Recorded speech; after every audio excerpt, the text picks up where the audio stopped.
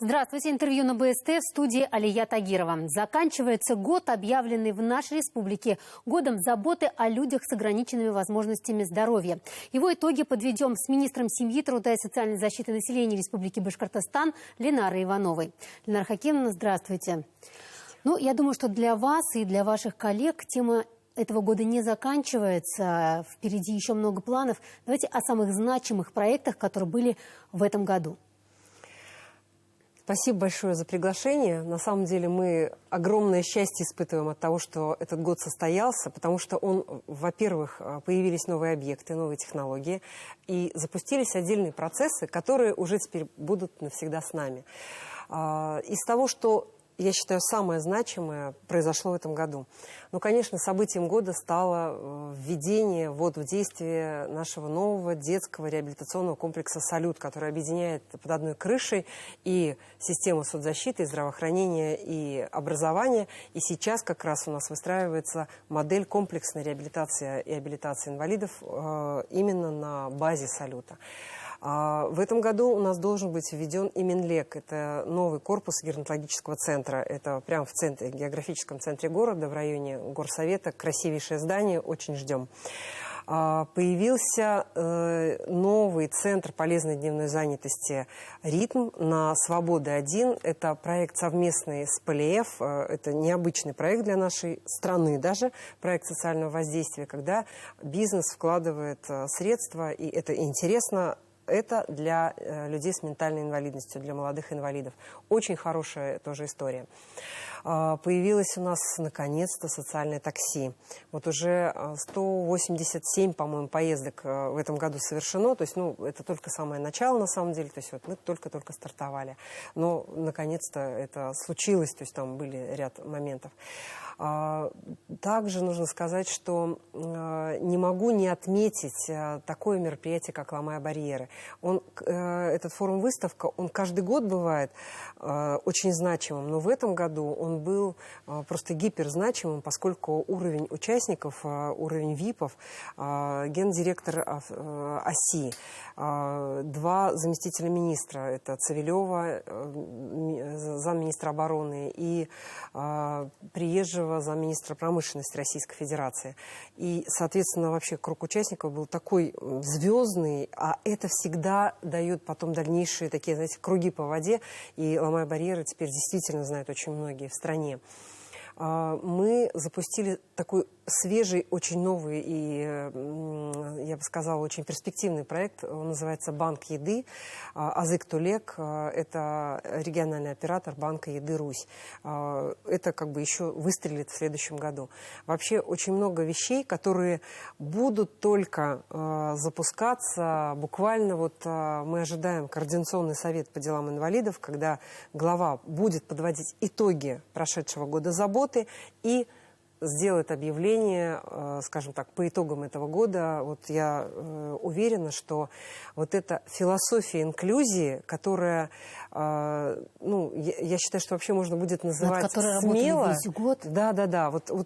То, что происходило в течение всего года, закрепится. И это понятие, как инклюзивный Башкортостан, то есть это наименование нашей республики, я надеюсь, оно останется, закрепится за нами навсегда. Я уверена, что дел было действительно сделано очень много, но лично для вас самый значимый проект, может быть, он не такой масштабный, но что самое главное, что греет душу вам лично? Вы знаете, и психоневрологические интернаты, в которых мы сумели закрутить тему изготовления сувенирки, когда в мастерских они своими руками изделия ручной работы производят, а потом научились их продавать. Мы только что проводим, уже не первую, только что провели благотворительную ярмарку, именно продажу этих изделий, и потом этим нашим опекаемым эти денежки, знаете, как свои деньги, можно пойти в магазин, купить мороженое, да, то есть вот вплоть до этого. Представляете, в каком маленьком счастье каждого человека. Да, совершенно верно. То есть вот есть какие-то такие трогательные вещи, вот я бы сказала, даже вот они, может быть, не столь значимые, да, но они тоже изменили и отношение к этим людям. Для тех, кто покупает эти изделия, это очень трогательно, это очень душевно вообще. Ну и для них самих тоже, они понимают, что они что-то могут производить, они значимыми становятся. То есть это Ильнара Хакимовна, чудесно. что-то, скорее всего, не получилось. Вот скажите, пожалуйста, из вашего опыта, даже, может быть, многолетнего, что мешает помогать инвалидам?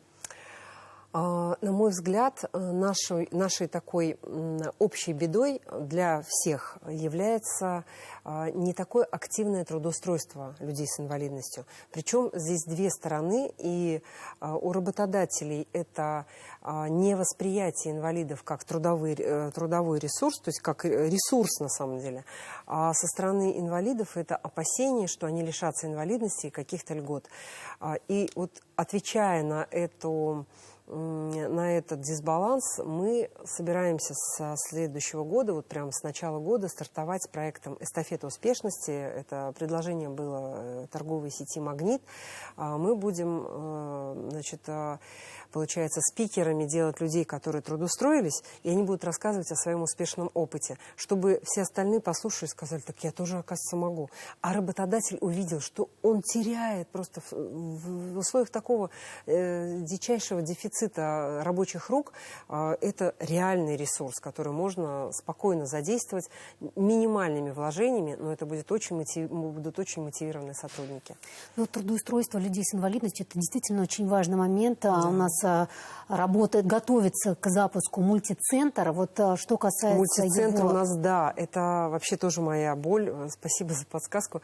Действительно, мультицентр социальной и трудовой интеграции – это идея просто удивительная в своей правильности, когда под заказ, под конкретное рабочее место у конкретного работодателя мы, получается, готовим человека прямо на это рабочее место. То есть обучаем, в том числе основам безопасности и так далее, то есть по самым массовым профессиям. Запланировано 10 мастерских, начиная с операторов колл-центров, швей, там, помощников, кухонных рабочих, да, то есть помощник повара, можно сказать, заканчивая уборщиками служебных помещений и газонокосильщиками и рабочими зеленого хозяйства. То есть это абсолютно востребованные как в ЖКХ, в городских службах, так и вообще просто для всех работодателей профессии, на которые не очень охотно идут, скажем так, обычные граждане. И мы сумеем, потому что у нас есть опыт положительный, который мы взяли как прообраз, это Ленинградская область, мы знаем мультицентр, где уже там тысячи людей благодаря этому трудоустроились, и самое главное, они закрепляются и остаются работать. И сегодня у этого мультицентра во Всеволожске огромный лист ожиданий со стороны работодателей. То есть работодатели ждут своей очереди, чтобы получить такого нового работника. Вообще, мне кажется, новейшие технологии развиваются, и в отношениях, человеческих отношениях все тоже меняется. Тот же самый центр «Ритм». Вы представляете, это объединились родители инициативные, то есть никто их не заставлял. Это была их личная идея. Государство тоже как бы руку помощи протянуло, но инициатива отходила от них. Что касается бизнеса, мне кажется, они тоже должны вливаться в этот процесс. Им нужны рабочие. В конце концов, сегодня инвалиды тоже могут трудиться. Конечно, конечно. И у «Ритма» это главная задача, это дать возможность попробовать себя в той или иной профессии. Там тоже несколько видов мастерских, там и гончарная, и такая, типа деревообработки, и типа пэтчворкинг, то есть все, что просто своими руками, да, там какие-то с клеем и так далее. То есть они учат и дают попробовать какие-то в каких-то работах себя, и впоследствии это будущие работники, те, которые способны, они, в принципе, их можно... Я к тому, что вот помимо родителей, есть ли предприниматели, которые тоже в вашу команду активно вливаются и тоже что-то делают? Ну вот же, ПЛФ, собственно Да. говоря, первая такая ласточка, холдинг «Сибур», они стали участниками проекта социального воздействия и вложили 35 миллионов в то, чтобы появился вот этот новый ритм. Если будет эффект, то государство потом эти деньги возвращает. Если все будет хорошо, то они вновь будут вкладывать эти средства. То есть это, мне кажется, замечательная, долгоиграющая Хотелось бы, чтобы история. таких же было Да, как можно больше. Я считаю, что, в принципе, это прекрасный пример такой вот социальной ответственности бизнеса. Ну, а так вообще тот же «Магнит», например, они готовы вкладывать в очень большие ресурсы в переобучение, они даже готовы коуча представлять, да, такие тренинги проводить. И здесь надо понимать, что кроме самого работника будущего, да, то есть инвалида, который станет сотрудником, очень важно поработать и с коллективом, потому что нужно, чтобы этого человека приняли, восприняли, нужно поработать с его семьей. Кстати, мультицентр работает именно так. Что касается следующего года, то есть вы тему заботы подхватываете и продолжаете в 2025 году, теперь уже... Заботы об участниках специальной военной операции, среди которых, кстати, тоже будет достаточное количество инвалидов. То есть я имею в виду, когда ребята возвращаются, зачастую они возвращаются после ранений и травм. Поэтому очень многие вещи, они остаются востребованными. Буквально сегодня у нас было совещание в Министерстве туризма и предпринимательства и туризма. Мы обсуждали, то есть скоро услышите о тех новациях, которые появятся для таких семей. Мы собираемся и думаем, как вот эти 43 меры поддержки, которые сегодня у нас есть, усилить, увеличить. И могу сказать, что на последней межведомственной комиссии уже прозвучало 19 предложений, то есть дополнительные меры. Поэтому работа эта, я скажу так, она в самом разгаре. То есть мы готовим и план, вот в течение года, чтобы у нас календарь был расписан. И вот этот перечень мер будем обязательно расширять. То есть этот год будет усиленного внимания, усиленной заботы об участниках специальной военной операции и членах их семей. Спасибо огромное, Ленар Хакимовна. Я думаю, что спасибо не только вам, но и всем вашим коллегам, вашей большой команде. Очень сложная у вас работа, ближе всего к людям именно вы, и именно вы помогаете тем, кто остро нуждается в помощи. Благодарю вас за это интервью и желаю дальнейших успехов в работе. Дорогие друзья, Ленара Иванова, министр семьи, труда и социальной защиты населения Республики Башкортостан, была гостем программы «Интервью» на БСТ. Оставайтесь с нами.